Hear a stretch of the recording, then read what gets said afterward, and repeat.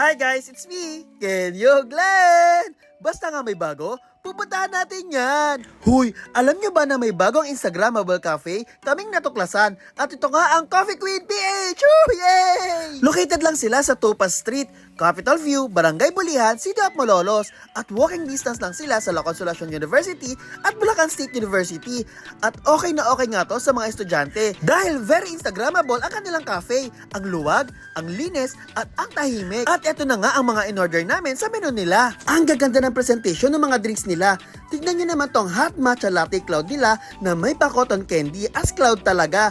At ito ding hot milky chocolate cloud. Isa pa tong iced milky strawberry cloud at blue sky rainbow bear frap na ang cute ng design. Sa appetizer naman, umorder kami ng shrimp cracker. At huy, panalo to! Nag all day bear tapa rin kami na ang ganda ng presentation at ang daming tapa bits sa loob ng egg. Ang galing nito! Pasado din sa panlasa namin ang sweet meatballs sa spaghetti na ang generous ng servings na sure ako na magugustuhan din ng mga kids. Nagustuhan din namin itong shrimp aglio olio na may pitik ng anghang na nagpapasarap sa pasta. Para sa mahilig sa waffle, nag-order kami ng strawberry waffle na okay ito pang dessert. At syempre, ang dami yung pastries na pagpipilian at mga drinks na talaga namang kakaiba at very queenly din ang presentation at queenly din sa lasa. So paano? Mag-ayahan na agad kayo dito sa Coffee Queen PH. Hanggang sa muli! Bye!